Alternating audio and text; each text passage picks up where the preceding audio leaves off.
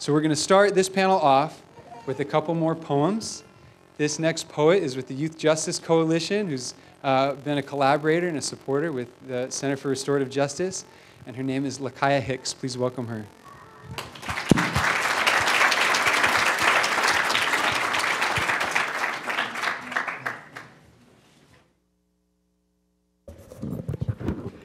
Hello.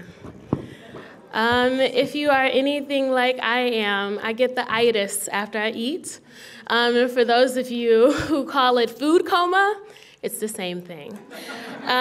So this poem is interactive, so I need you all's help, right? Okay? Basically your line is going to be order in the court, 2 times. But this is not the place to be cute, okay? I want you guys to get into it. All right, can we rehearse it real quick? All right, 1, 2, 3. Order in the court, order in the court. Good job.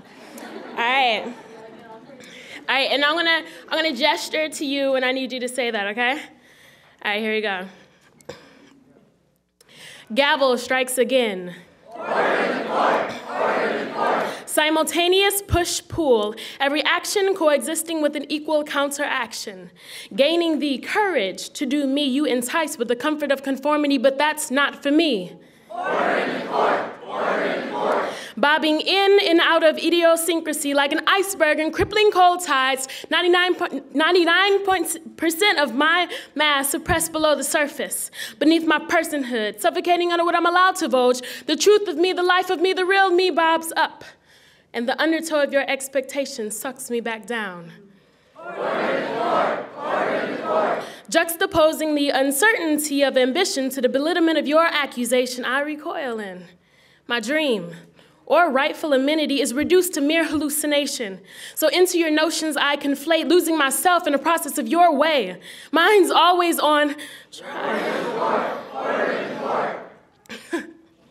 A mindless drone is your plan for me. To lack purpose, appetite, zeal, creativity, striving to be more than what is ridiculous. No, I get it. Like Dr. Evil. You want a mini-me, a mini-you, a Robin to your Batman, a flunky to your Letterman, a dependent sidekick, anything to keep another from being the main event. So with the pinky to the downturned corner of my mouth, eye to your low standard stoop, and refrain from questioning the status quo or evidence of what you think you know, the seed of infertility you sow. Oxymoronic, I know. Yet, on this tide, I flow, comatose, and up grows a zero. And don't complain, groan a moment as Cypress is lifeless on your couch, sucking up air and putting nothing out. You wanted this drone, remember?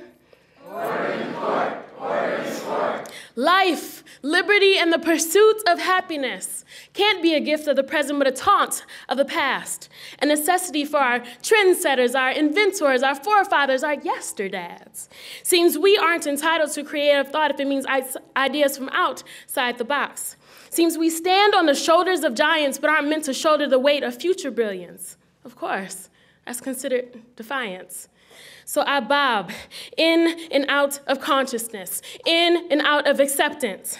But I choose defiance, for you will never behold the keys to the fetters of traditional mediocrity until my life verifies the accessibility of the seemingly impossible. Thank you.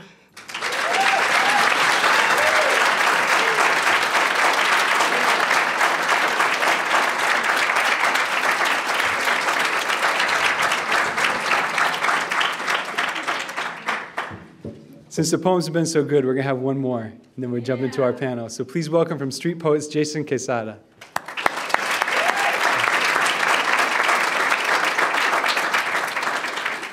Hey, how's everybody doing today? I originally had a poem that I usually have memorized for things like this, but I had this poem that I wrote about 2 weeks ago in my cell phone. I just copied it down to this paper, and it speaks just from a 16-year-old perspective, you know, from when I was going through a lot of things, when I was detained in juvenile hall. And I look around this room, and I see a lot of hope and love and beauty to help kids out in juvenile halls and all across the world, not even juvenile halls and state penitentiaries, adult lockups, you know. I know what it is to be a victim and a perpetrator. You know, I felt both those pains my whole life. And I came here, I didn't even know what restorative justice was. I just asked the lady sitting next to me what it was. And she told me that it's a way of healing for both victim and perpetrator to feel human and whole.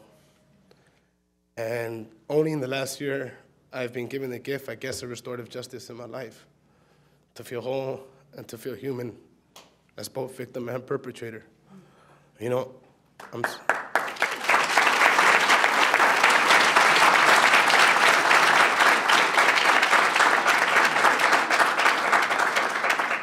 I know I'm just supposed to read my poem, but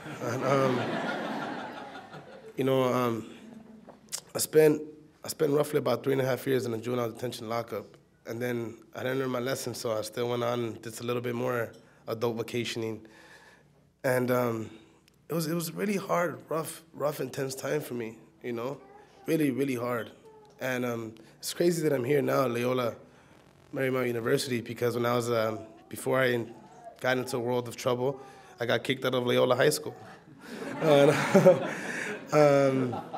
You know, yeah, and you know, I've been blessed to be part of an organization for the last 10 years that has helped truly shown me what restorative justice means. I believe that I embarked on a rough journey because I was the victim of some horrible things in my childhood. And I never truly healed from those things.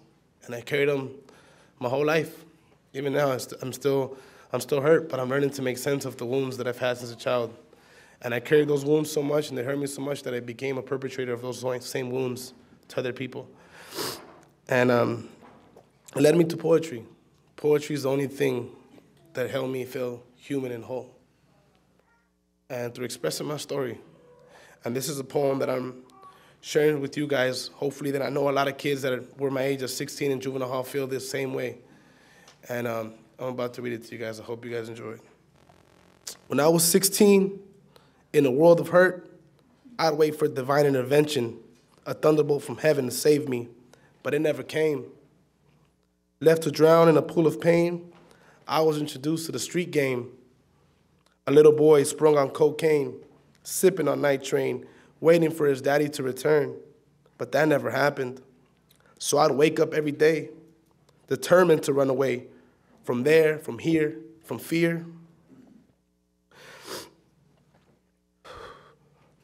I'd escape for days into a hellish haze, struggling to get this ape off my back. I picked up a strap and let off on the world, hoping you would feel my pain too.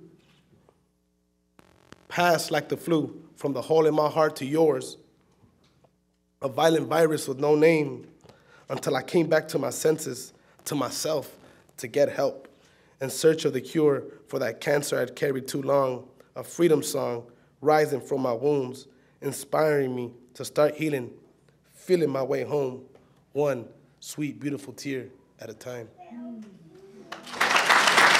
Thank you very much, guys.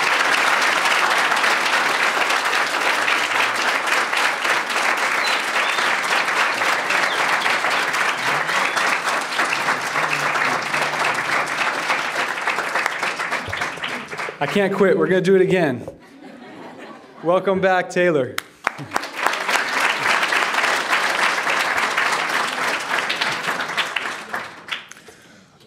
I wrote this this next piece. I wrote this while I was actually sitting in prison, reminiscing on like innocent childhood memories before, you know, the street life consumed me. It's called Face Off.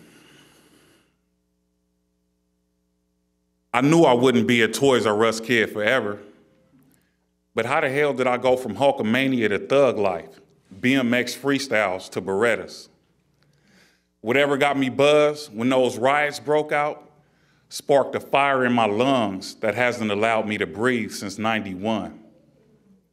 Dead man walking, a phrase tailor-made to fit my existence, like the shoes that I wear when I just want to mob around this prison. All this reminiscing about the good old days got me laughing at the way I once wooed a girl by singing her the theme song, The Growing Pains.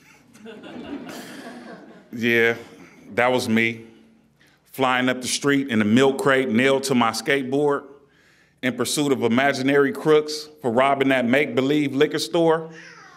1 Adam 12, I have a visual on the suspect. He's hiding behind my mirror, and it ain't like we just met. There's something too familiar about that distant look in his eyes, that bright $1 million smile, and the way he says, they'll never take your boy alive. They'll never take your boy alive.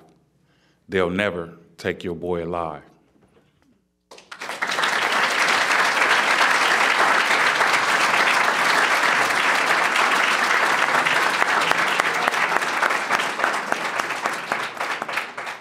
Thank you to the poets, and please join me in welcoming our third panel.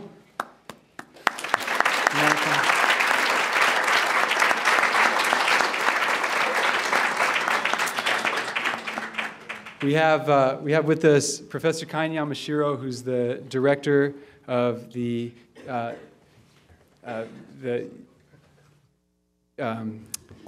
what is it called anyway? I was a student there, and this was my professor, so I'm sure I'll be hearing about that later. The YJLP? CJO, Center for Juvenile Law and Policy. Thanks.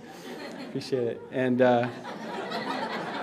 so that's really why I haven't been describing the bios today, is because I can't keep up with it. But we have also Sujatha Baliga and Jimmy Wu, who are incredible people. Jimmy Wu does not have a biography in here because he found out he's going to be on this panel about 35 minutes ago.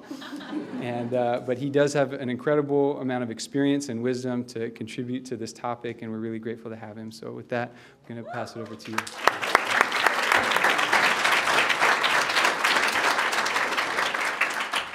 Thank you.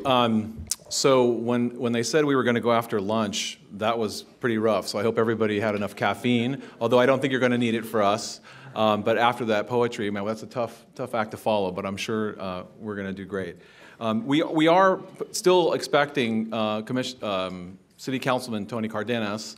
But let me say a couple words about the people that you're going to be speaking with and maybe speaking with you, and then we'll get right into it. So Sujatha Baliga is really one of the leading restorative justice figures in the United States today. And although her bio says as much, I thought it was important to kind of revisit that. She studied at Harvard. She went on to the Penn Law School. She clerked for federal judges. But most importantly, and the reason that she's here, she was a Soros Fellow. And so I would invite you folks, either during or after this talk, to ask her about her experiences there. She's going to be talking specifically about a program that she developed as a Soros Fellow. Jimmy Wu, he'll tell you his own personal story, which is a tremendous story. But currently he works for the Beat Within, and he works with other young kids either in or out of the juvenile justice system, sharing his cautionary tale and working with them to hopefully prevent them from making the same mistakes he might have made as a younger man. So our charge today is to envision a juvenile justice system in Los Angeles that incorporates the ideas and philosophies that you all have been immersed in all day, which is that of restorative justice. How can we do it? We're going to try to keep it practical, which is really the principal reason why we've composed this panel the way we have. We have a really unique opportunity to talk to two people specifically who have implemented programs and the challenges that they've faced, why it's important, what their outcomes are.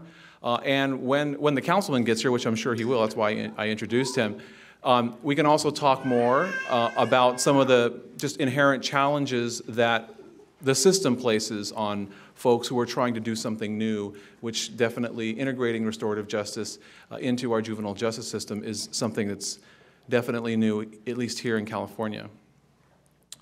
So each of the speakers is going to talk for about 10 or 15 minutes, and then we'll maybe have some questions and Q&A between the three of us, but my goal for this time that we have here together is to really leave this room with a concrete idea of what can be done, and what some of the challenges we might face, but more importantly, how we might be able to overcome some of those challenges here in Los Angeles, specifically. And so I'm going to turn it over to Jimmy in 1 second, but I wanted to share an observation with you that I feel I have the luxury of having that insight. And over the last 4 or 5 years, I've had the pleasure of visiting a number of different places where systems have made a sea change in how they treat juvenile delinquency as a governmental problem, as a national problem, as a municipal problem. Whether it was in Missouri, I think there were a couple people here who were on that trip with me to Missouri to see what they're doing in Missouri, to New Zealand, where I met with juvenile justice juvenile judges, as well as practitioners and community members, to talk about how they had integrated some of the restorative justice elements of the Maori system directly into their juvenile justice code, legal code. And there's other places, Ireland as well. All of those, the 3 examples that I've offered to you, all that change came about because it was a response to a crisis. In each of those places, Missouri is a very simple example. The state turned to the Juvenile Justice Department and said, look, we don't have any more money, so we're not going to give you any more money to do the work that you've been doing. And as a result, they had to refashion and rethink how they worked with kids. And one would think, I think, that most would agree that the change that they made was substantial and they're very effective. New Zealand, the same thing. They were experiencing a school-to-prison pipeline almost identical to the one that we experience here, but it's the Maori instead of Black and Latino kids who are being shepherded into prison through their public school systems.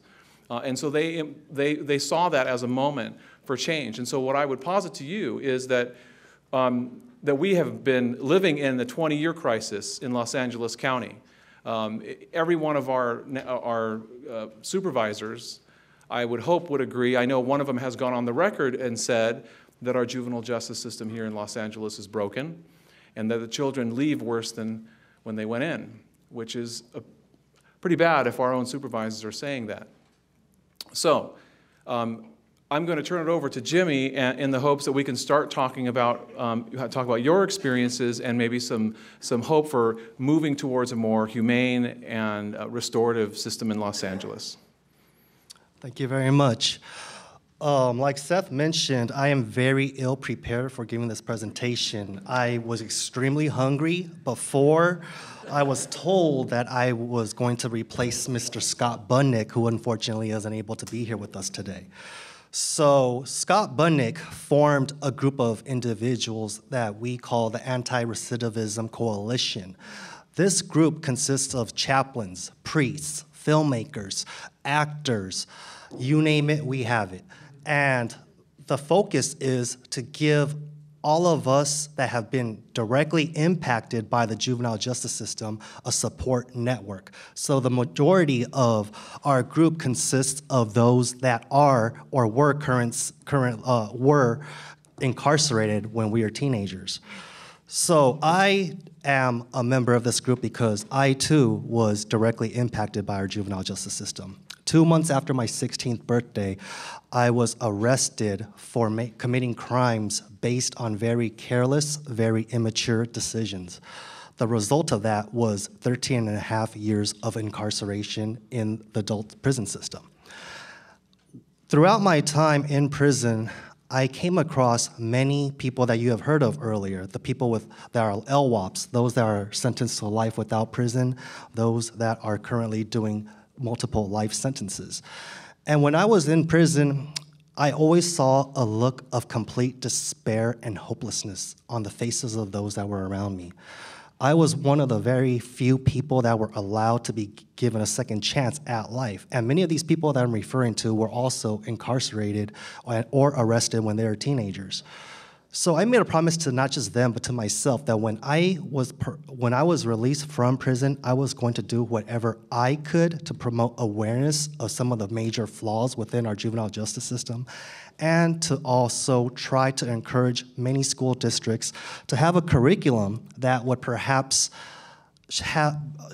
teach students basic common street law. And what I mean by that is when I was in juvenile hall, not one of us kids that were arrested knew how much time we would be facing until after we were already incarcerated. And to me, I think it is a moral sin for us as society to say that it is okay to send juveniles away for the rest of their lives when they were getting themselves into things that they had absolutely no idea about. They didn't know how much time they were looking at. When I committed my crimes, I thought that since I was 16 years old, there was no way I would be sent to adult prison. I was looking at 2 life sentences for the crimes that I committed. I didn't hurt anybody physically. My convictions were carjacking, armed robbery, and false imprisonment. The best deal I could get out of that was 15 years with 8 months with 2 strikes. And that is because I had a paid attorney. I had a private attorney.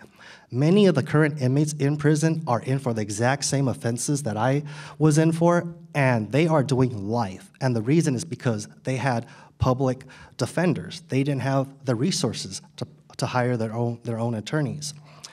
I am here today because I believe in restorative justice. I have collaborated with quite a few people that are in this room right now, from organizations such as Collective Voices, Western Justice, the Ojai Foundation, Loyola Law School, and we have formed a curriculum that has now been implemented in a continued independent studies school in Pasadena.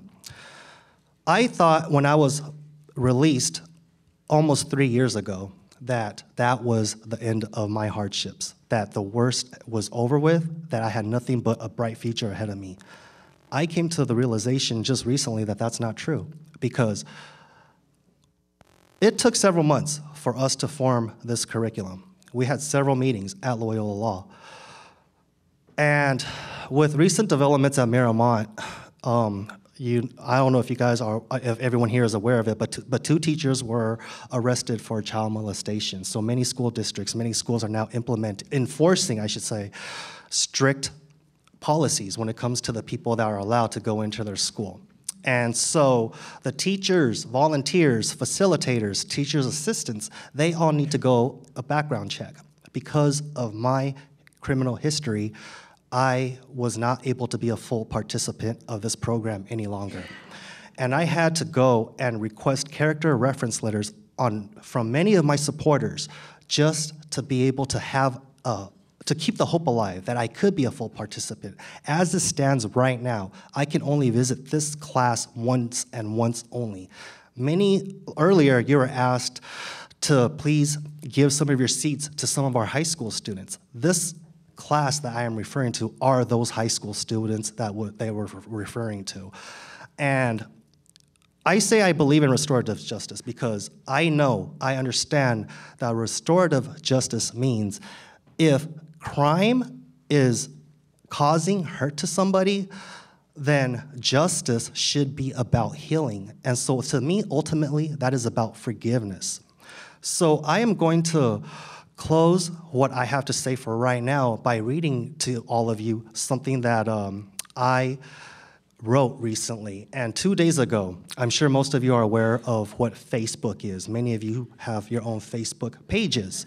So 2 days ago, for my status update, I wrote something, and I know it sounds funny right now, but this is something that is extremely personal to me. It was something very, very difficult to me. But I am going to read to you what my update was, and this was possible because I, again, believe in restorative justice, and I have learned to be able to forgive. So what I wrote was, just did one of the hardest things I've ever had to do in my life. While on Facebook just now, I happened to see a name that was extremely familiar. 16 years ago, while incarcerated in Central Juvenile Hall and still fighting my fitness hearing to have my case heard and tried in juvenile court, this person was called to the stand to testify against me. He was as guilty as I was, but because of his agreement with the prosecutor, he was released from juvenile hall only months later. I, on the other hand, lost my fitness hearing, was sentenced in adult court, and was sent to live in hell for 13.5 years.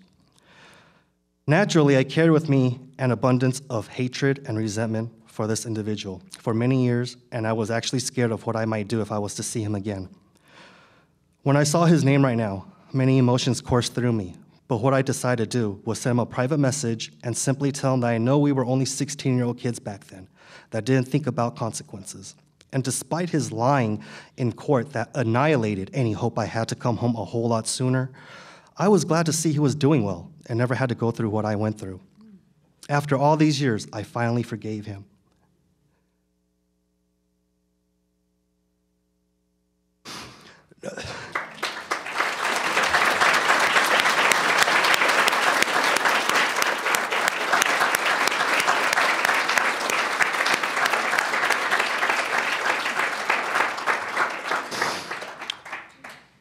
Now, several bits later, I feel relieved, and this great weight that I've carried with me for over a decade has been lifted. I encourage each and every one of you to try to find it in your heart to learn to forgive. I know it's not easy. It's actually one of the hardest things you can do. But I can't describe the feeling, and I can only hope you will be able to experience it for yourself. Thank you.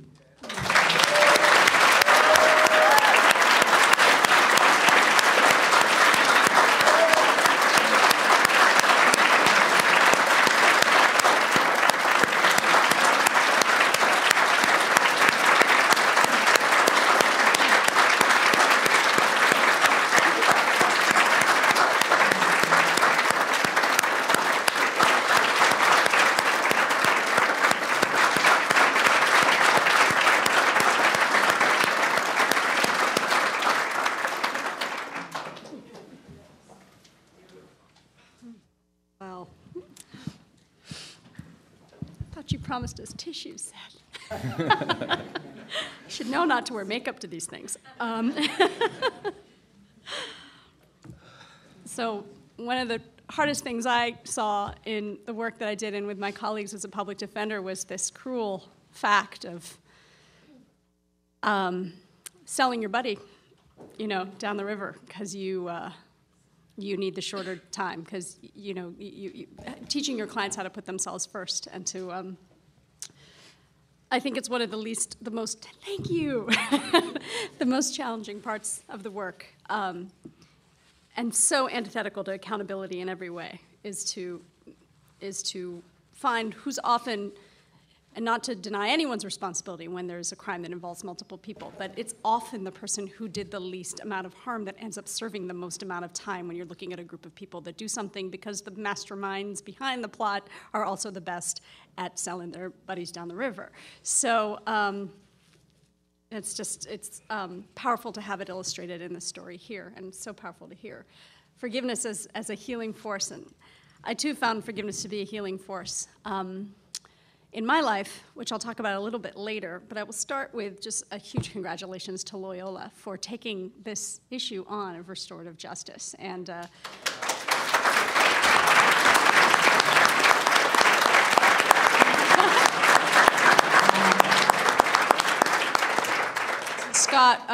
Scott Wood, Professor Wood, and Seth, and to all the students who aren't, who I know are behind the scenes doing amazing work to make this happen. And it's hard building a movement. My husband, for 5 years, when we were trying to figure out how we were going to sustain ourselves, when I was trying to create things, and he reminded me, honey, there are no jobs in restorative justice because you're trying to restart a movement. So I just want to talk about the courage that it takes to decide to do this, where you're convincing someone of something new. And also just congratulations to everyone who turned up today. It means that you have bought in to some degree into a paradigm shift in the way in which we want to be thinking about wrongdoing. So I like Einstein's quote on paradigm shifts the best, which is, if you want to solve a problem, you can't solve it if you continue to think the same way you were thinking when you created it.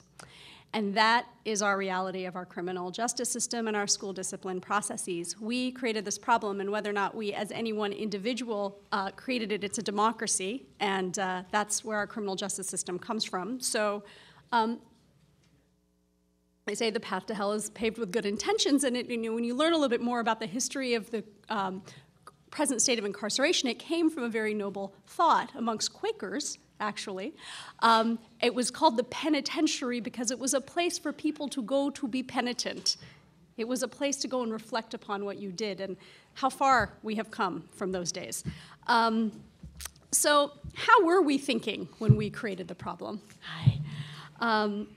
How were we thinking when we created the problem? I think a great way to frame that question is what Howard Zehr is sort of known as. Howard Zehr is the grandfather of restorative justice, is what he's called. If you haven't read his book, The Little Book of Restorative Justice, I would strongly suggest reading it. And in that book and in other places in his sort of more seminal work called Changing Lenses, he frames these three questions. So, and I see this every time I talk to district attorneys or do trainings with district attorneys. So when you get a file, what are the first three questions that come to your mind? And they are, what law was broken, who broke it, and how do we punish them? That's the way we're thinking today. So what's a new way of thinking? What is the three questions that restorative justice would ask? They are, what harm was done, what needs have arisen, and whose obligation is it to meet those needs? Now, without that third question, whose obligation, it would be a very interesting first and important two questions, what harm was done and what needs have arisen. But that third question, the obligation piece, is what makes restorative justice justice, and not social work, which is powerful and meaningful, or other healing modalities, which I don't mean to denigrate them in any way. But let's talk about why it's justice.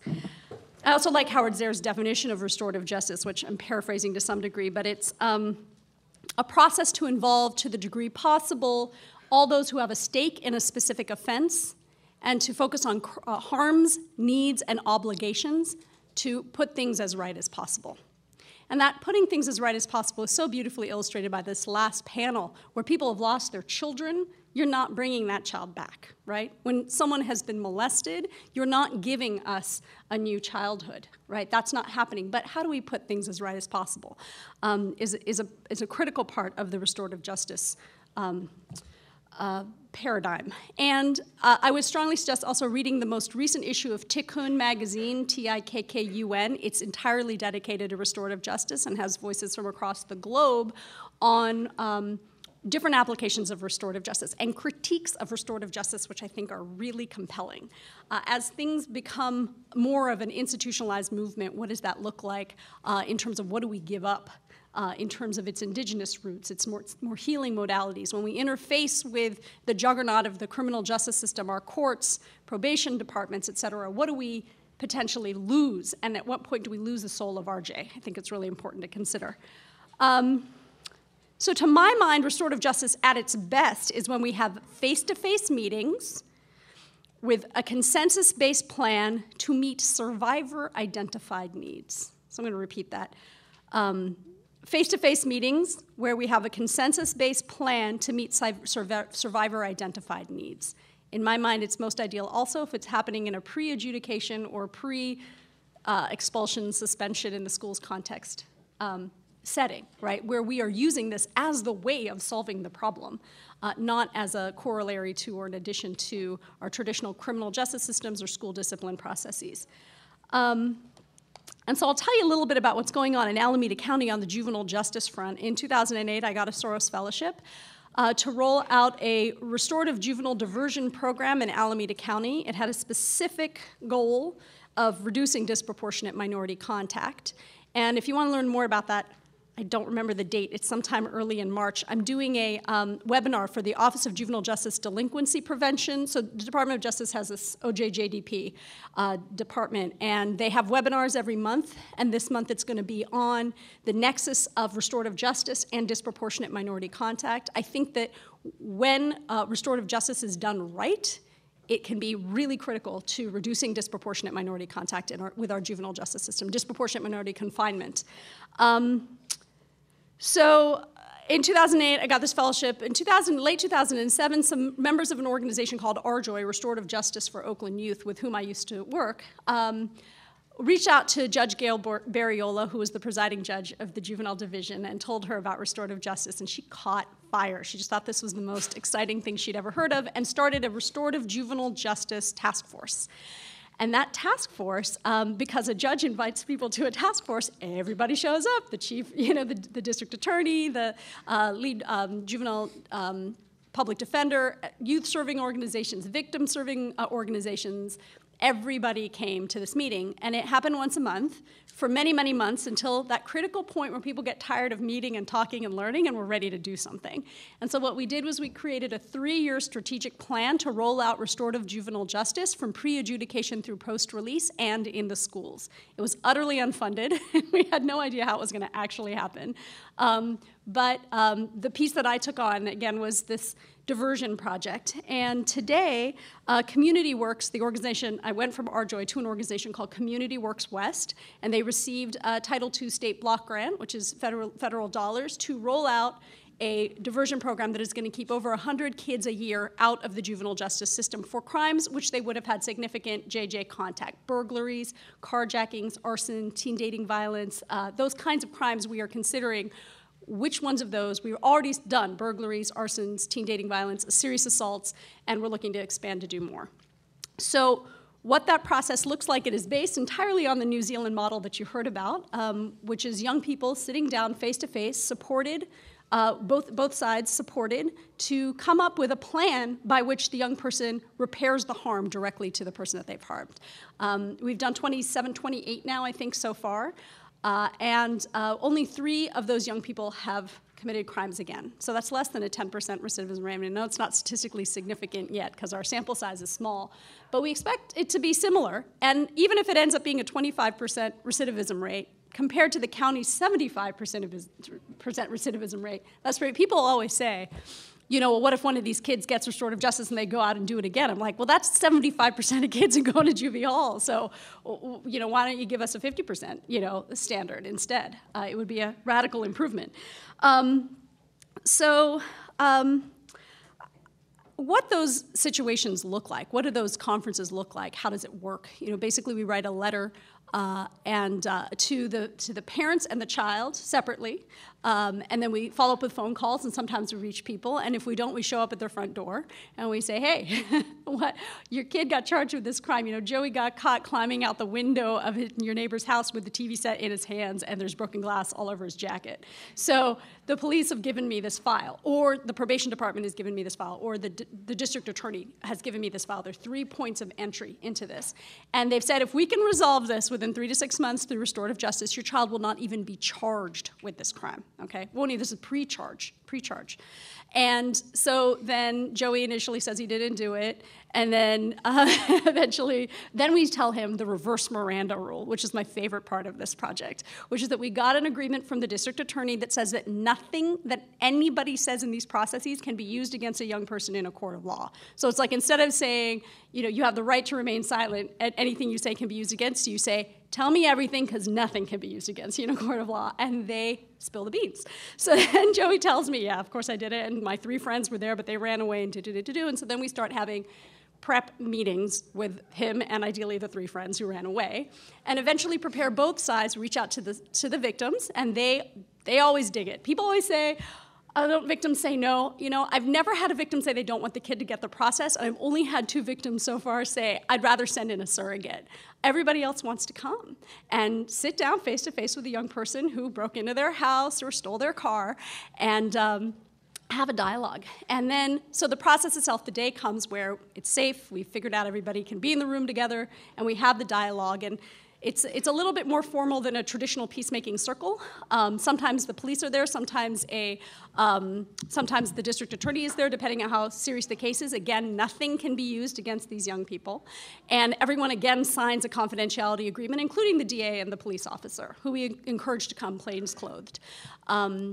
And so then, through the course of the next 3 hours, we come up with a plan to repair the harm. And I can do further description of what that looks like, and there are different models for doing it. I very much follow the New Zealand model. And within 3 to 6 months, when the kid completes the plan, we have a celebration, and sometimes the victim comes. And then I tell the district attorney, okay, don't charge it, check the file, it's all done, and that's how it goes. So as we are expanding this into 100 cases a year, we're gonna be doing a more longitudinal recidivism study. I now work with the National Council on Crime and Delinquency. I've left Community Works, hired people who live in the community to run this project. When we got the grant, I'd actually already moved over to NCCD, and And people were saying, are you going to go back to community work to run it? And I said, they don't need me. You know, they have all these amazing people to do it. And there are so many more people in the community who are far more qualified than me. So it's up and running. And hopefully NCCD will be able to gain the funding that we need to do a long-term recidivism study, which I think is going to be pretty impressive, I believe. So, so that's a little bit about the Restorative Community Conferencing Project out of Community Works. My goal at NCCD is to try to roll this out across the state and the nation. I would like to see us be able to do this everywhere. And in the same way, people say, oh, that happened in New Zealand, it can't happen in America. I'm sure at some point people said, oh, you can't do this, that's a Maori thing, and the Maori people can do it. But two other just really quick thoughts. Another model that I think is really effective on the front end in the cases of death penalty cases, I'm excited about the potential for doing dialogue early on in homicide cases. So when we hear about victim offender dialogue programs, I'm not crazy about those terms, victim offender, et cetera, but that's sort of what it's like Kleenex instead of tissue. That's what people call it. That usually happens post-adjudication pretty far down into somebody's prison sentence. I'm interested in what would it look like to bring victims into the room before we even hit the courthouse doors. Now, it's like, ooh, how can we do that legally? You know, it's going to be, you know, but what we realized in a case in Tallahassee that I worked on was that the plea negotiation process is privileged and confidential, right? It's a settlement negotiation for you lawyers and aspiring lawyers in the room. And so there was a first-degree murder case in Tallahassee. A young man, Connor McBride, shot and killed his 19 years old, shot and killed his fiancée. And the parents of the girl were begging for RJ. They said, we don't want to go to trial. We want to sit down with this young man and have a dialogue with him. And we want him to serve some time, but we certainly don't want him to get the death penalty. And so I facilitated a restorative process. Same model that I'm using in Alameda County as the plea negotiation process inside jail. And it was probably one of the most remarkable things I've ever seen. And I have a belief that where victims are engaged earlier on in the process, all of the stirring up that they get done during the trial development process wouldn't happen, and that we would have more meaningful resolutions, including one of the things that the survivors in that case asked for was that Connor be released from jail from time to time in shackles to go to high schools with them across the state of Florida to talk with them about teen dating violence. And so this is the kind of thing that we could be doing with restorative justice. So I'm going to close with a couple thoughts on forgiveness. My own personal journey has involved forgiveness. I forgave my father for sexually abusing me. It's how I came to this work, and for me personally, it's been an amazing, just a relief. I carried this huge, tight ball in my chest, and when I finally let it go, it left an open space. And it's not like an empty space, but an open space like the sky that I get to choose what I fill up with. And I fill it up with love, and I fill it up with circles, and I fill it up with listening to the stories of children who've suffered in ways that I do. It's the burning bush that doesn't get consumed now, in ways that before I was being consumed. That being said, we don't require forgiveness as a part of the process, and we don't even necessarily hold it up as an ideal. Survivors are where they are in the process, and I've done many restorative processes where people weren't ready to forgive, and so I try not to say the F word too soon. People aren't ready for it a lot of times, and I hope that everyone in my heart, and I don't even like to say this in public, that people will come to it because you can see how amazing it is when it happens. And at the same time, expecting it of people, I think, is too much to ask for a restorative process. I don't ask too much of the victims except for that they come willing to share how they were harmed, what they need, and whose obligation they think it is. And I think we can work from there to heal things. So in ending, I'll just end with a couple quotes that I think really sum up the work best. One is from Mahatma Gandhi, which is, "That act alone is just, which does no harm to either party to a dispute." And I think that really captures the essence of what we're doing with restorative justice. And that doesn't mean that there's not tough love in there. That doesn't mean that people don't have consequences. Consequences are not harm. Consequences can be wonderful for people who need them, right? But what does it mean to be recasting this from a framework of not harming for its own sake? And also, of course, Dr. Reverend Martin Luther King Jr. said, "Justice is love correcting that which revolts against love." And that is something that I feel in every single engagement that I see with young people, taking responsibility for what they do to others and looking very deeply at what it is that took them there. So I don't think I'll stop there.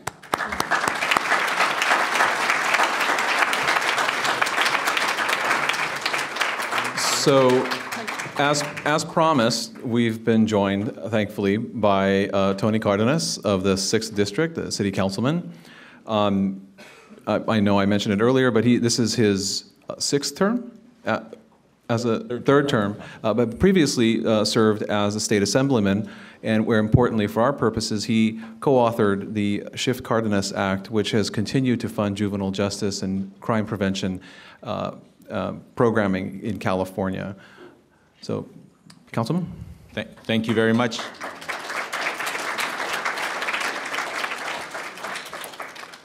You just witnessed the essence of where we need to go. Sujatha works with victims and people who are involved in the juvenile justice system, and you saw the enlightened energy that she carries about her and the excitement that she carries with her. But our current system is usually laden with people who are like prison guards, et cetera, and I have yet ever to see somebody in that system with that kind of energy and excitement, unfortunately. And it's billions and billions of dollars a year that we spend, to over $10 billion just in California alone, just for our prison system, which is starting to dwarf how much the state of California invests in our higher education system as well. I'm sorry I'm late. I was with Father Greg Boyle. He wasn't able to make it to the keynote. I know that because we were together at a funeral. But it wasn't a funeral of one of the homies that he serves. It was the funeral of my college friend, Tony De La Rosa, my roommate in college, who died very suddenly and unexpectedly.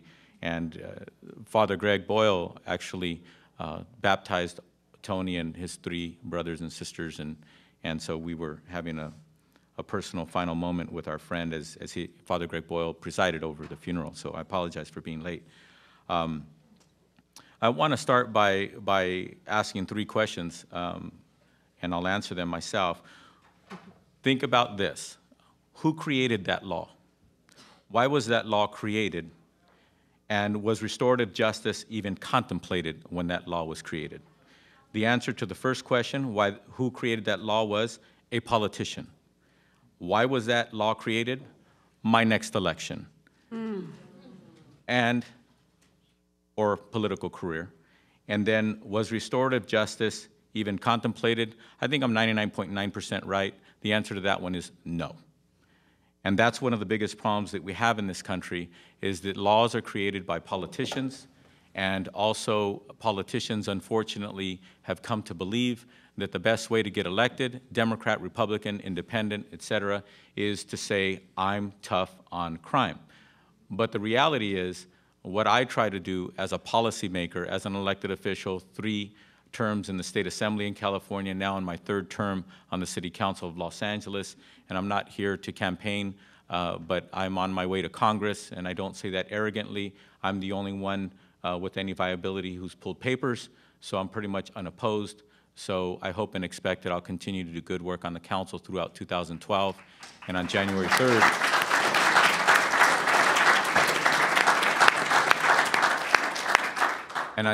3rd, come to serve with 434 other congressional members and hopefully start to talk with them one-on-one. As elected officials give each other that privilege and that opportunity to speak as peers, frankly, with each other, I will start to explain to them that it doesn't have to be about making laws in ignorance. It doesn't have to be about making laws in the shadow of our political shadow.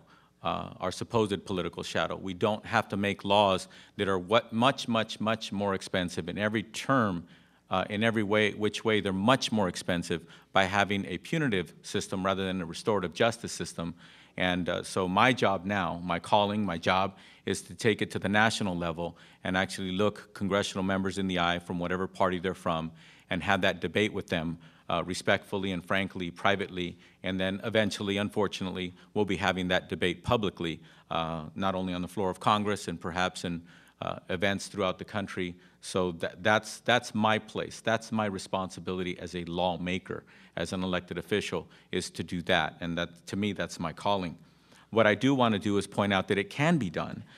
For example, in the city of Los Angeles, we were spending over $25 million a year haphazardly without having we had almost no understanding as to what we were doing with that money for intervention prevention programs, yet we were doling out that money year after year.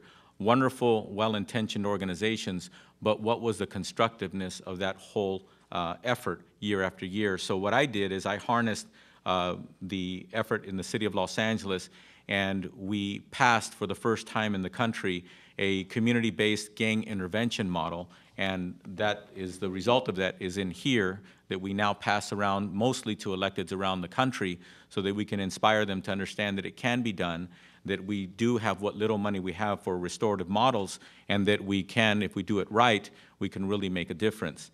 In addition to that, just hot off the press, earlier this week, we passed on the City Council the community-based gang intervention model in the city of Los Angeles was passed by the council unanimously. And we have former police officers and current officers on the city council as we speak, and they even voted for it, so it can be done. In addition to that, just this week, unanimously, we passed an ordinance or a change to our ordinance, section 4504, the Municipal Code of Los Angeles, which we had a purely punitive model for kids who are late to school. It's ridiculous. For the first offense, $250 plus court fees. So the average was well over $500 for a kid to be late for school, 2 minutes, 5 minutes, 20 minutes, or what have you. So what I set to do over 3 years ago, good things take time, unfortunately, over 3 years ago, out of the inspiration from the community, just like the gang intervention model was actually out of the inspiration of the community, and I, as an elected official, invited people from the community to educate me as a policymaker, to tell me what needs to be done and how it needs to be done so I can put it in policy. That took 1.5 years for us to get there. This simple change to our municipal code took us over 3 years. And the reason why it took that long is because Michael De La Rocha, who spends full time on my staff doing this kind of work, working on intervention work and prevention work, we had to first start with baby steps. We had to first realize, yes, we have a problem. This has to change. And then we mapped out, well, who are we going to have to convince in order for us to be allowed to change it and take a step in the right direction? And the first step was we have to convince our police chief and our police department of close to 10,000 officers. So what we did, and I reeled them in slowly, which is my style, I started to have meetings, and I started to ask them questions. How many curfew tickets have you given? They said, we don't know. Okay? And then after a few more meetings, then finally I asked them, is there any way that you can actually gather that information? Their first answer usually is, we don't think so. So we had private meetings with them and public meetings with them, and then eventually we got them into the public meeting, and I asked them, can you pull together that information? And they said yes. And then I said, how long will it take you? However long their answer was, we worked with them, they got us the information. Lo and behold, they came up with a report, official report by the City of Los Angeles Police Department, that between 2004 and 2009, they gave out 47,000 truancy tickets, with an average cost to that family, to that child, of over $500, which required that kid that perhaps in some cases would have only been walking into class 10 minutes late. They ended up having to miss a full day of school to go to court. Their parents had to miss work to go to court and figure out how they're going to pay that fine. And a disproportionate number of those young people who got ticketed were black and brown kids. Disproportionate. By their own report. By their own report.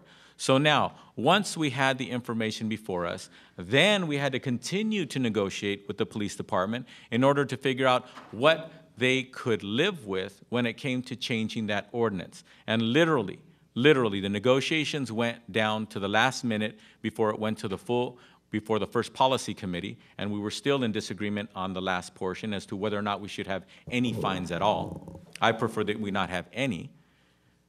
And then when it came to the council 2 weeks later, we were able to finally get them, literally the night before, the police chief told his representative that was going to come to the council and make their statement of support or opposition, or we like this but not that. The chief finally told his representative, when you are before the city council tomorrow, your job is to tell the truth. And the truth is, our department accepts and is supportive of every word in that document.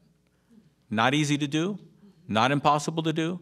My colleagues, thank God, I've been on the council for 9 years.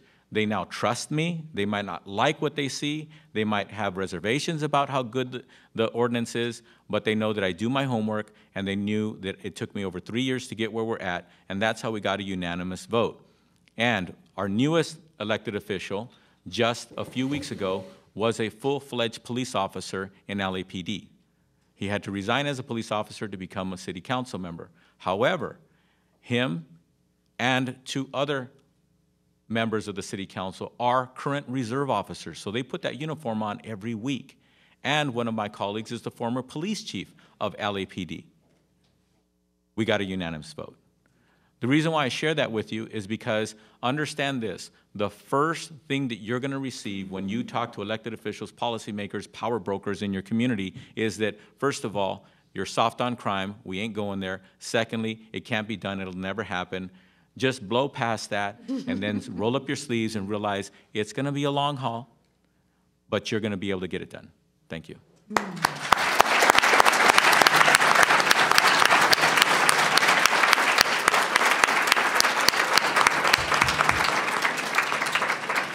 Okay, so we've been talking for long enough, and we wanted to give you folks a chance to ask questions, comments. Anyone? Sir, yes. We have a microphone if you like.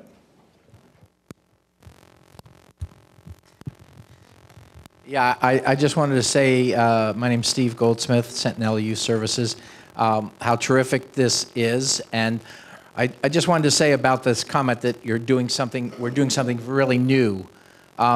I agree with the idea of the pendulum shift and the paradigm shift, but as you mentioned, Howard Zare, Mark Umbright, people have been pushing this pendulum for a long time.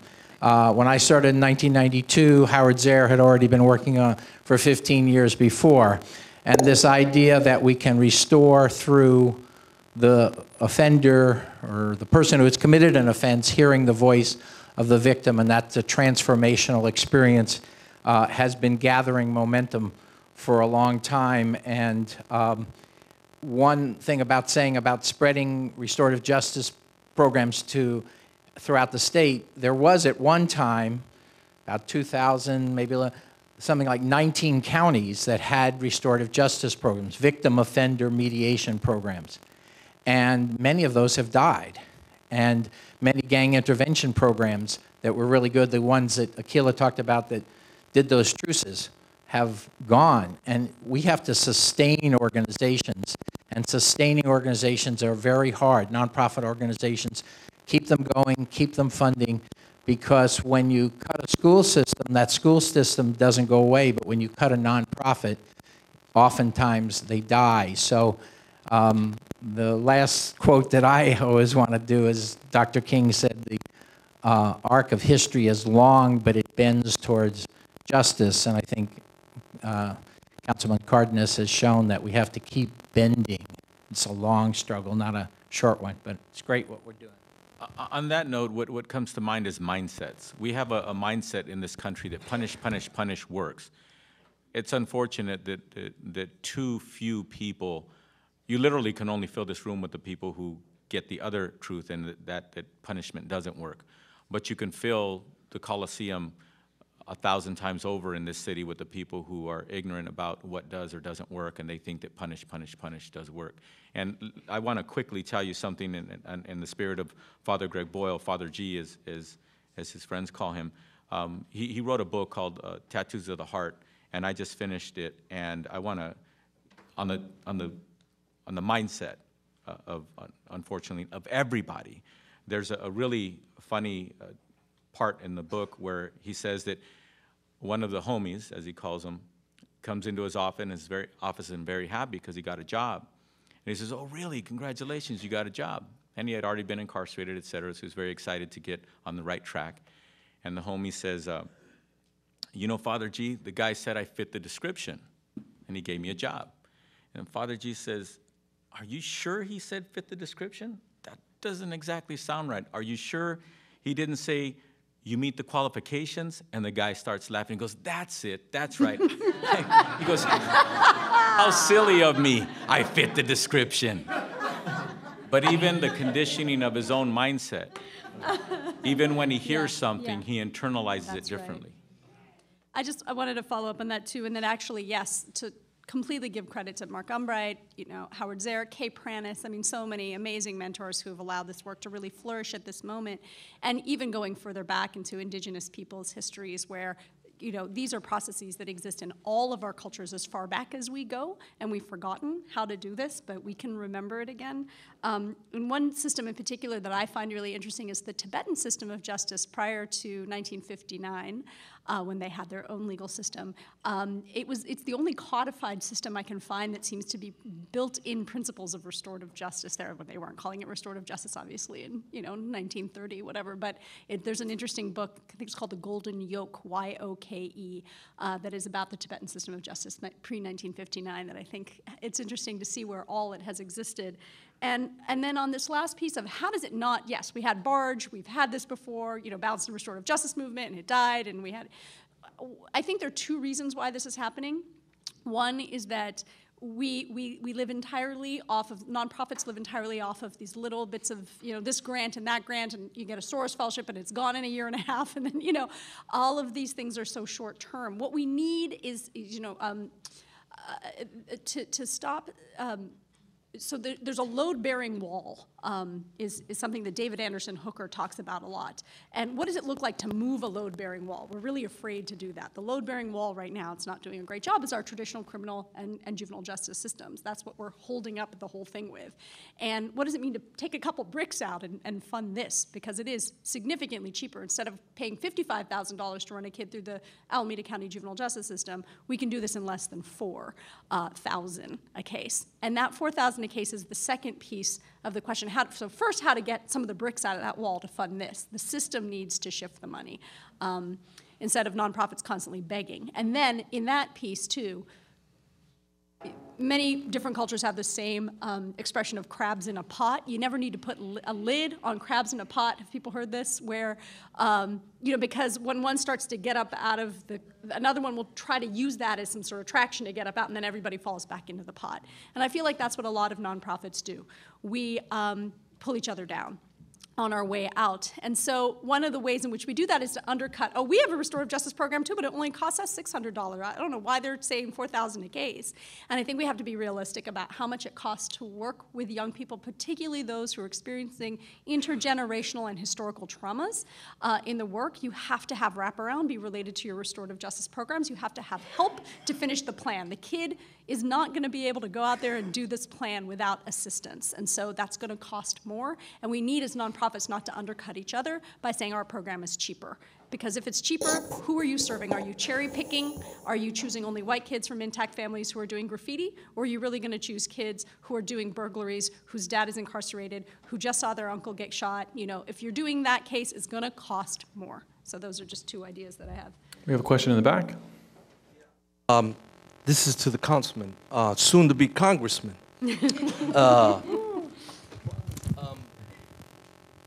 You know that saying, you label someone, you don't need to know them. You don't need to get to know them. I don't know if you're aware of, in the city, in the county, and the state of California, you know, there's databases being put together with young kids. Mm-hmm. It's very easy to get on that gang database.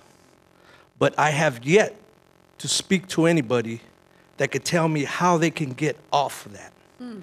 And every time I ask someone, they give me some big old long story that doesn't lead anywhere.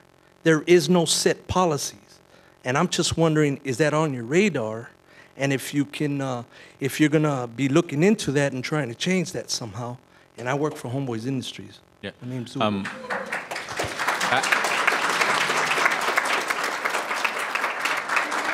Actually, it's not just on my radar, it's in the body of work that I've already done. With the city of Los Angeles, because the city attorney is a city attorney, the DA's office is the County of Los Angeles. I was able to convince and get the cooperation of the former city attorney, Rocky Delgadillo, for us to have a path to getting off of being labeled a gang member.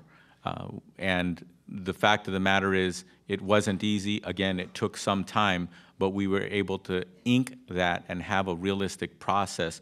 Michael, what exactly is it called? Yes, gang injunction removal process. Before, there was always a gang injunction start to get on the list process. And now, unfortunately, like a bad rash, it's all over the country. But in the city of LA, we didn't have a removal process. So now we do. And there have been a small few individuals who have gotten off it. But again, just the fact that there is proof in the pudding, just the fact that it actually has happened someplace in America, happens to be here in the city of Los Angeles, now with the right time and the right place, with the right kind of politician who has the guts to go down the proper road, we can actually see it duplicated in other places. The blueprint has been inked. The blueprint now is part of the way the city of Los Angeles handles its business. But it's unfortunately, it only works with adults because juveniles have to go through the county. So once we get a DA who's willing to work with the right kind of model, then hopefully we can do it with the DA's office next. With some people at Homeboys, and this is like more than a year ago, and it's still, you know, it's there. Either people don't know, or their own department heads don't even know about it yet, and it's like, you know, it needs to it needs to go up the food chain. Yes, in actual passing that, we actually were confirmed that not-for-profit organizations, including Homeboy Industries, were notified with this new process, et cetera. But actually getting it down to the ear of the person on the street is always a challenge. But that was part of it as well. We knew that it wasn't going to be understood by everybody overnight, but there is actually an outreach program, mainly through the not-for-profit organizations that deal with intervention programs and prevention programs. So we have a question over here. Hello. Hello, my name is Carlos Castillo. I'm a teacher at Roosevelt High School. I'm also the teen court coordinator. We are part of the Los Angeles Teen Court program, which is a model that has existed for a long time of allowing youth to hear first-time youth offender cases and recommend dispositions as, restorative justice model program. One of the things that I've learned being involved in the last 5 years is that it's utterly underfunded. I mean, there's no money. All the people that do teen court are, teacher volunteers. The probation officers do it as an addition to their duties. The volunteer judges do it, as an addition to their duties. And I heard a little bit about, you were talking about that load-bearing wall and convincing people that they need to move that money. To me, the things that happen in teen court, are powerful. And I'm just still trying to understand, maybe you could speak more to that, about how we convince, our elected officials, our county board of supervisors to be shifting some money, because if they saw what happens and how you're teaching two sides, you're teaching the kids that obviously committed the crimes, and then you're teaching the future generations of kids that are, serving as jurors, that are realizing, the paths that they shouldn't be taking. So maybe you could speak about that. I'm at a loss. How do you do that?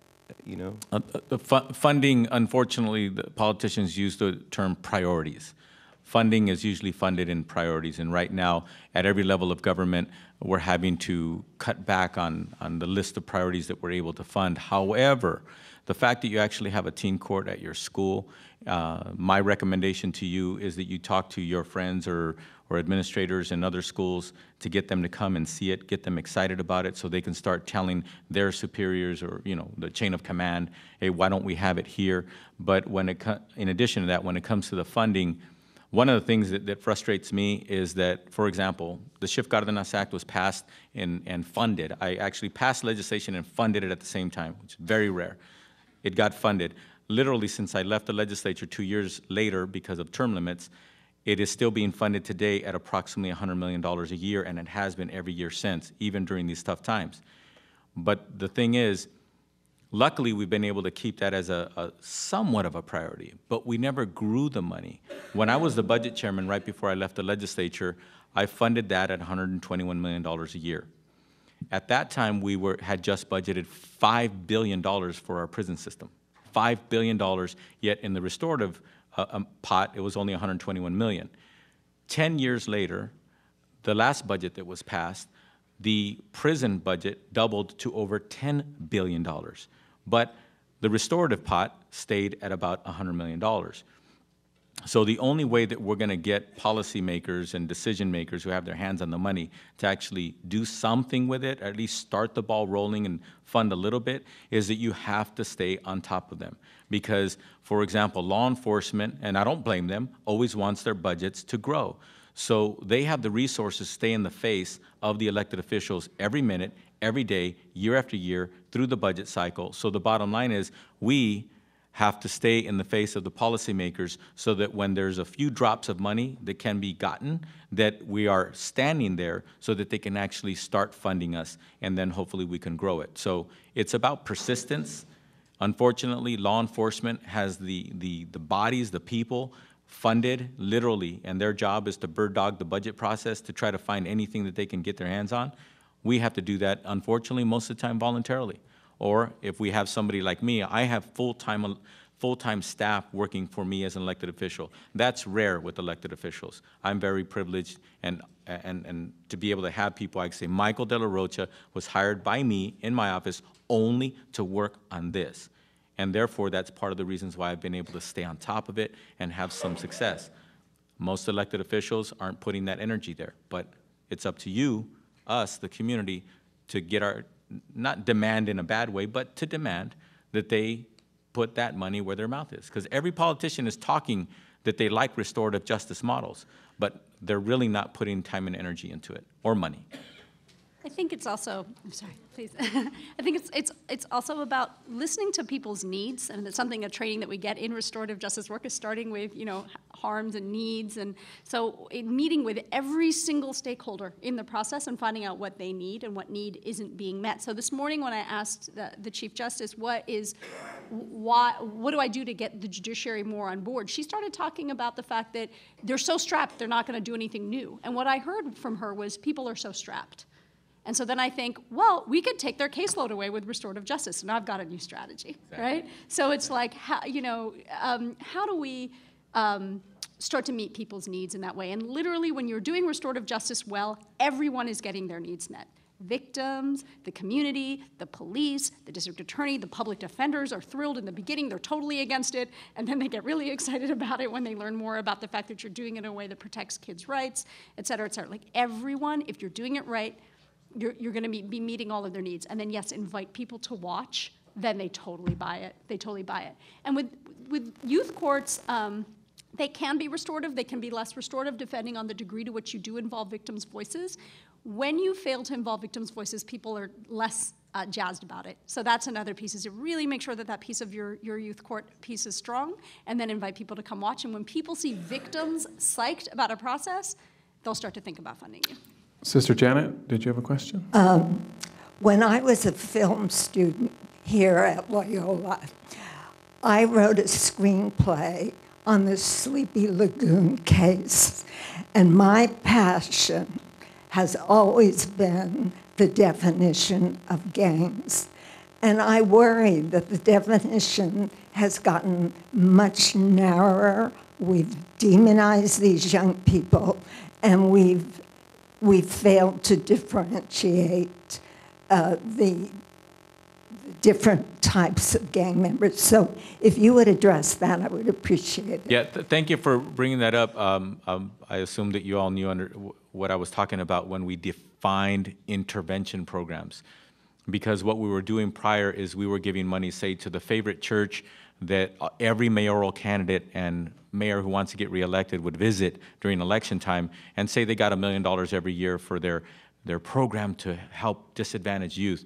Well, what the heck were they doing with the money? Were they dealing with people who were formerly incarcerated? Were they accepting them or turning them away, et cetera? So what we did in Los Angeles is we actually defined, and the model is now being duplicated around the country, we defined what an intervention program is. Intervention now in Los Angeles, and thank God people are starting to understand around the country that prevention is different. Intervention, you're dealing with people who are formerly incarcerated, people currently involved in gangs, et cetera, people who want to get out of gangs. That's intervention programs. That's a lot more hardcore than your after-school program that is truly just prevention. You know, give the kids some balls to play with or what have you, and they're in a safe spot for a couple hours before they have to go home.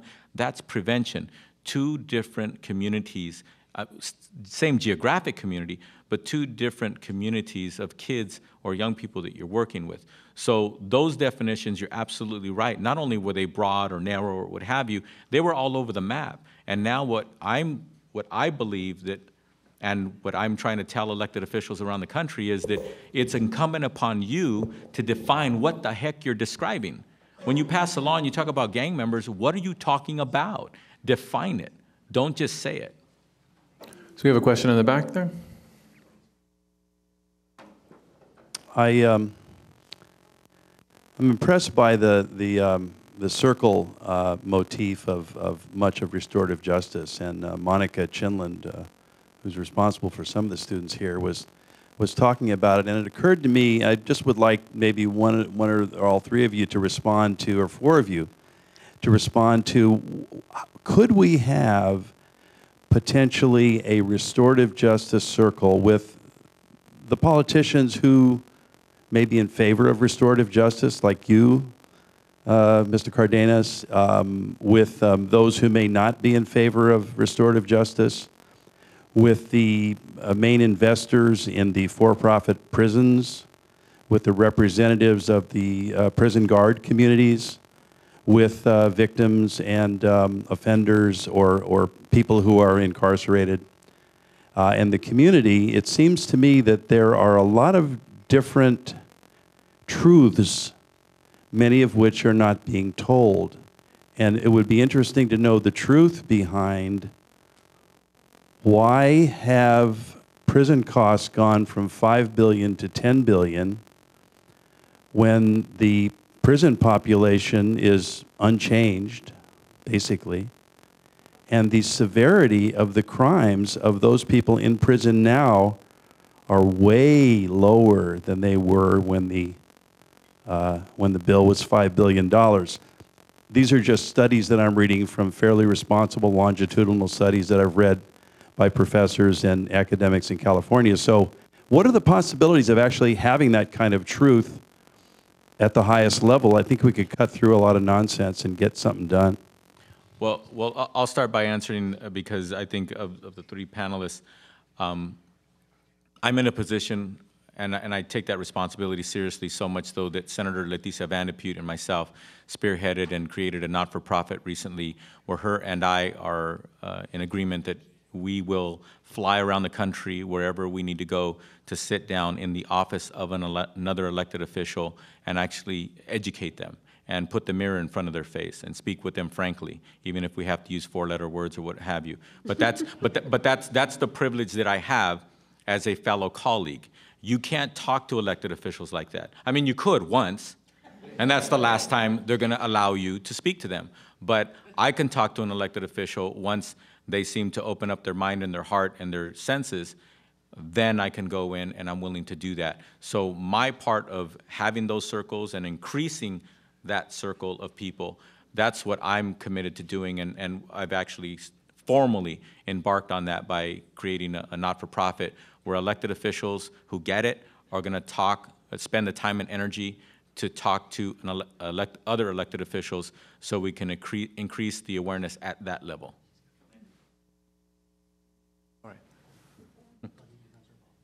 Yeah, I think a circle is always possible if people are willing to be in the circle. So, you know, the most impossible situations can be in circle. If people are willing, you know, true restorative processes are always voluntary.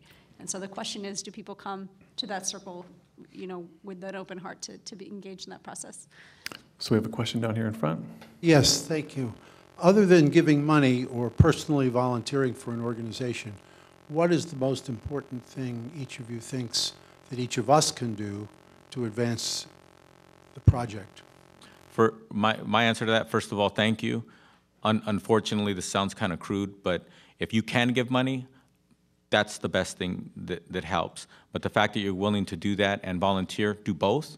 But if you had to choose between one or the other, I would think that most organizations need money over somebody who can choose to do one or the other or volunteer, because most of the organizations, for example, have a lot of people who are willing to volunteer but really couldn't write a check more than 10, 20, 50 bucks. And that helps too. But if somebody can write a check for $1,000 or $10,000 or $100,000, your volunteerism, I mean, that'll fund hundreds of volunteers. So my answer to that, very crudely, is if you can give money, give money. Volunteer as well, but first and foremost, give money. I have to second that, because there are several nonprofit organizations right now that are doing absolutely everything they can with intervention programs and also with parolees, trying to assist them in whatever ways they can. But what we are lacking is proper funding. In terms of restorative justice, if you haven't had any training in it, I would suggest Kay Pranis's 3-day circle training, and then just see what comes up in the course of that 3-day training to see what you can be using it for in your life, in your home, in your community, amongst your friends. I mean, literally, in the beginning, before I was comfortable moving this into the juvenile justice context, I'd have circles for my friends who were having marital problems. My son would have to use the talking piece when, he was interrupting, when we're arguing. And so there are ways in which you can just start to educate yourself and sort of steep yourself in the principles and practices of restorative justice, and then start to look around your own community to see where would this fit in. Where is there harm, and where can we heal it through using restorative processes? Train yourself. I trained myself in like 8 different kinds of restorative models, and see which one is most meaningful to you. I think, yes, write a check, definitely, and also fund circle trainings in your community. If there's a place at your church or your community, your neighborhood, somewhere where you think people would want to sit in circle for 3 days and really learn what it feels like to be in circle, I think that's a great place to start. Question in the back? Oh, sorry. Hi, how you doing, Jackie? Senator Ted Lieu on SB 9, because he's actively been working against it and recruiting other politicians to vote against it. Wow, that's unfortunate. Yeah, I'll commit to personally giving a call to Ted Lieu. Again, he'll answer my call. Maybe he won't take the second call that I give him, but he'll take the first one. Yeah, I'll talk to him for sure. Thank you. Thank you. I didn't know he was actively opposing. And additionally, everybody in this room should write him a letter or send him an email or call his office and express your support for SB 9 and hope that he can change his mind. Thank you. Okay, so we've got a question in the back. There we go. I have a quick comment and question. I just want to say publicly thank you, Jimmy, for being an example of restorative justice and a living person that shows the transformative power of forgiveness. And given that, I love you as a person, as all that you've gone through and all that you're contributing, and I just want to ask you, if I'm sitting in the audience and I want you to come speak at my school or my church or place of worship, how can I contact you? Because I know that your story needs to be out in larger forms than just this. And today was the coming out party for Jimmy Woo, and I want to make sure that you support him.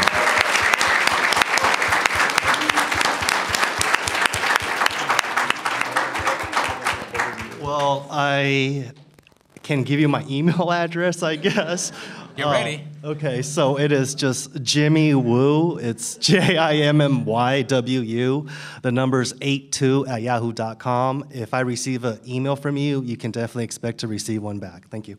We have a question down here in the front. One quick question, Geraldine Stapleton with the Peace Alliance and also the Violence Prevention Coalition for the council member. Going to Washington, D.C. There is a federal piece of legislation called the Youth Promise Act, which you helped with greatly. You were the lead here in Los Angeles on that. Congressperson Bobby Scott has reintroduced it, and I guess you will be working with him on it. Could you tell us, briefly, a little bit about it and how we can help with that? The Youth Promise Act is Congressman Bobby Scott from Virginia, and this is my opinion. In my opinion, he's the only congressperson who's putting a lot of energy and time into legislation, true legislation when it comes to restorative justice. That's sad. There's 100 U.S. senators, there's 435 congressional members, and I only know of one who's actually putting that kind of energy into it, so that's Bobby Scott. So I'll be number 2 when I get there next January. However, that legislation is the first step of codifying at the federal level what intervention programs are, what prevention programs are, and what kinds of programs, if and when the federal government starts directly funding them at the local level, what they actually are. It's kind of like what we did in the city of Los Angeles by identifying what is a prevention program, what is an intervention program. Basically, that legislation is at the federal level, basically outlining that, which is the proper place to start. Because if and when, hopefully soon, we start seeing federal funding come down locally, not to law enforcement agencies, which they already do, but directly down to communities so that not-for-profit organizations can actually get the money and actually do the wonderful work that they do so efficiently. That's what the Youth Promise Act is, exactly that. It's the first step of codifying in federal legislation, in federal language, what is intervention, what is prevention, and the guidelines for funding. The next step will be to fund it. And before I leave Congress, and I don't plan on staying there forever, before I leave Congress, I want to make sure that we situate and fund intervention prevention programs at the federal level, and then do it right and do it in a way that when I'm gone, like at the state level, it will continue regardless of what congressional members are still there, because it's done right and it works. So we have a question in the back. Okay, I'm just wondering, and I was overseas for a while, but coming back here, our immersion in economics at this, in our justice system, whether the kids, the truant kids, or you go into the courtroom and you listen for a few hours or even an hour, and it's like every single ticket, so much you pay, so much you pay, so much. There's nothing, no social, will give you, 3 hours of work or a day of going and serving. None of this stuff exists anymore. When I was a kid, it used to exist where they could serve, do some kind of community service for things. Also, it's like it's inconceivable to me. We have so little for restorative justice. What if we were to go to our government and sit in, we've got Occupy LA, and go and sit and say, okay, you've got $10 billion for all this stuff. We want $1 billion for restorative justice. 1% or 2% of what we spend on military is enough to meet the UN goals for poverty alleviation in the world. I can't understand it. I can't understand our toleration of this, of the whole distorted economic system in our country. I don't understand it. I think one of the ways in which we can, it's wonderful that you don't understand. I don't understand either. And I think that people who engage meaningfully in the stories of suffering, like we heard today, about what incarceration of young people does and doesn't do for survivors as well, we would all stop understanding and maybe start to shift our priorities. One of the things I think restorative justice, again, when done well, does that you're talking about is, so the plan that the young person needs to complete in our program, in the programs that we're trying to roll out statewide, is it's got 4 parts. You repair the harm to the victim, you repair the harm to your family, you repair the harm to the community, and I think the last one in some ways is most important. You repair the harm that you've done to yourself when you commit a crime. And what that looks like is, how did I get here in the first place? And what supports do I need in order to turn my life around? And that part of the plan needs to be really well supported. So the question in that is, who's going to help you with that part?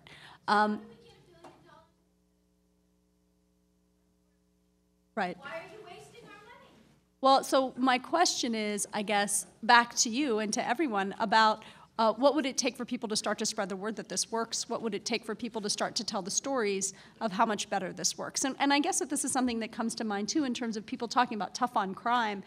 My son tells me I'm not allowed to use this word, but I think tough on crime is actually stupid on crime. So I have a 5-year-old, and he's like, that's a bad word. I'm like, it is, actually. But when we have a 75% recidivism rate, when we're spending billions of dollars, which a fraction of which would be doing better, I think it's really an issue of getting people, particularly people who are so in the public eye, to start to name it and to have the courage to name it. And I think that that's a part of the question, really, is how do we get people really in concrete terms to start to recast the story of tough on crime to stupid on crime? And there's a more positive way to say it.